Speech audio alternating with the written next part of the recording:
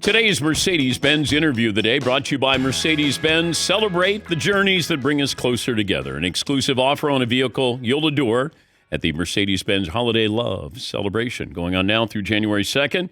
Learn more at mbusa.com/special offers. He's Andrew Luck, the general manager of Stanford University football. And I can honestly say, I didn't think I'd ever talk to you again. So welcome back. Where have you been? We've been living the dream. I didn't think I'd ever talk to you again as well, Dan. And, I got to be honest, I'm not sure I can help in the D and double D conversation that I was listening to on the show. So I don't know what I'm walking into, but I'm happy to be on the show. Okay, how does this happen? How did this job come about and that you were willing to take it?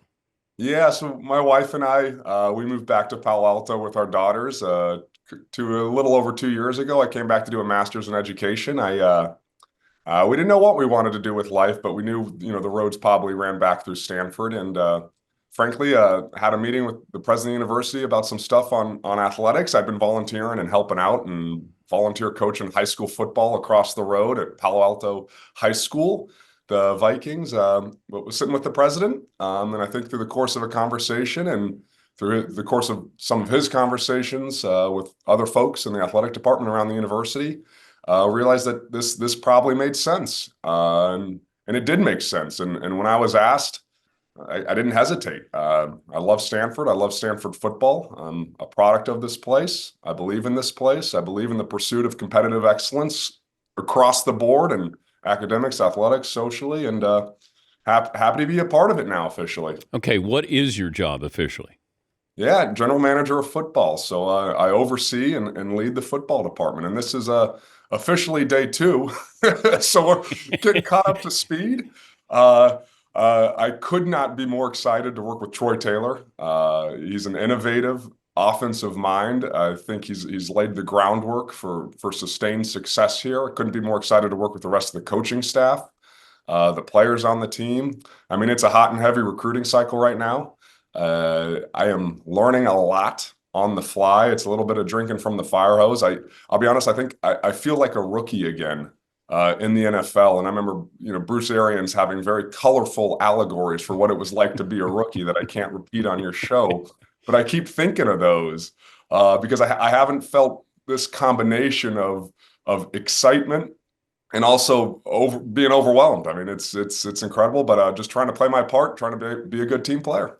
The challenges of NIL and the transfer portal at Stanford are what? Yeah, they exist, certainly. And like any challenge, I think we're viewing it as an opportunity. I believe deeply in the unique value proposition of the athletic and academic experience here at Stanford, and that's not being sacrificed in any way, shape, or form. And we're doubling down on that. And also, I'm under no illusion. We're under no illusion about what the current state of college football and college athletics really writ large, but especially college football is. And I think we also know it's going to keep changing. No one knows where this is going in 2, 3, 4, 1 year, 2 year, 3 year, 4 year, 5 years. But we realize we need to be competitive, and we will be. And I would not have taken this job did I not think we could be competitive in getting the best, the brightest, the toughest, really good football players. And at the end of the day, if I learned anything through, my high school, college, and NFL career, is that it's all about the players at the end of the day. It's all about the players. Everything needs to point to make sure that they are set up to succeed. And I realize, and we realize here that, NIL is part of the game. Where is college football headed? Let's say in 5 years. Oh, gosh, I think there are too numerous a paths that could be taken, but I tell you what, we know it's not going to be the same as it is today. That's what we know. And part of this role and my role, and I think the setup, the structure of this is that President Levin here at Stanford is realizing, our athletic director Bernard Muir is realizing that we've got to be able to adapt to change. Everybody is going to have to be able to adapt to change. That's part of why we're taking this step with having a general manager sort of atop the football organization, so that when change comes, we're flexible enough, we're nimble enough to take the appropriate steps that are best for our university and our athletic department and our student athletes. But do you see a NFL format coming up with college football? This is speculation, Dan. Anything Yeah, I'm but talking you about. as a GM have to think down the road of how do we fit into the landscape here? Absolutely. And we got to win. To fit in the landscape, we got to win. True. I mean, period, period. And, that is the North Star in winning, in consonance, in alignment with the values of this university, which I deeply believe in. So we got to win, period. And we're going to win. And I know I lived it here against, the odds and we've lived it and won at this university. And where is it going? Does it end up looking like a professional model? I mean, it's starting to today. It's starting to this year. So I certainly see that being one of the roads that could be taken. He's Andrew Luck, GM of Stanford football. How much do you miss competition? Oh, part of volunteer coaching at Pally High for the past 2 years was to sort of tend to that fire, if you will, within me, and watching the last couple of games of Stanford, last 3 games, knowing that I was going to, probably assume this role, was a feeling I hadn't had for a while. And I'll be honest, I got nervous. I mean, I haven't had butterflies like that in a while. And I realized, man, I can't, it's the fourth quarter. I can't go out on the field anymore and take a snap and, call a play. Like I can't do that. I got to sit up here in the stands with my 5-year-old daughter and cheer. So it's it'll be a new learning experience in that way as well. But yeah, I was curious what the competitive fire would be like when retiring from the NFL, frankly. And it's honestly, it feels a little bit life affirming to have that full body get into it feeling during a football game again. I'm looking forward to that. What's it like, though? You take off that uniform, you get rid of that career, you go home and you're raising babies. You're a stay-at-home dad. Give me the transition. How long did it take before you got into dad mode where you're raising daughters, you're changing diapers, there's daycare, there's feeding, there's all of these things? Let me tell you, there aren't 70,000 people cheering for you when you change a diaper at 3 a.m. and then have to go get a yogurt out of the fridge for your wife because she's hungry. And our daughter Lucy, she didn't care what was going on in my life. She needed the support. So it was it was a transition. I am thankful and grateful. I can't imagine my life without it. I think it brought a perspective that I certainly needed at a very deep level. And we have 2 beautiful daughters. I would not have changed my time in the world with them over the past 5 years for anything. But this time now made sense for us as a family. And it wasn't, and yeah, it was, I feel like I lived the domestic life for 5 years and supported the family in different ways. And again, I'm thankful for it and grateful for it. Wouldn't change it for the world. And we as a family were ready for this opportunity back at Stanford as well. Look, I met my wife here. We met as freshmen in the dorm. She was a gymnast. So Stanford athletics, football, gymnastics, the rest of the sports. This is the greatest athletic department I'd say in the world. Like you look at the Olympics, we had 59 athletes, we had over 30 medals. We supported Team USA in a way that I think folks don't quite appreciate or realize. And I'm excited for Stanford football to continue to do its part to support the greatest athletic department in the world, or at least the country. Let me go deep with you here. Were you a football player or a guy who was really good at playing football? That's a great question. And I have reflected on that. When I retired from the NFL, and I think I've noticed in talking to other folks who have retired, and I think no matter whatever the circumstances, it's difficult. Whether it's after college, after a short career, after a long career, it's a difficult and challenging process. And there was a grieving period, because a part of my identity died. And that part of me was a football player, and that was a huge huge part of me. Certainly, I was more than just a football player, just like everybody out there doing it. You're more than just the host of the Dan Patrick Show, the illustrious Dan Patrick Show. But there's a grieving period, and of course, life goes on, and daughters and family and other things, begin to fill that void. But you have to fill that void with something positive. It almost felt like there were more questions about your retirement than the end of The Sopranos. I don't know if that's a good or bad thing. Well, your career died, and somebody may have died in The Sopranos, but it was just one of those where it's like, wait, what happened?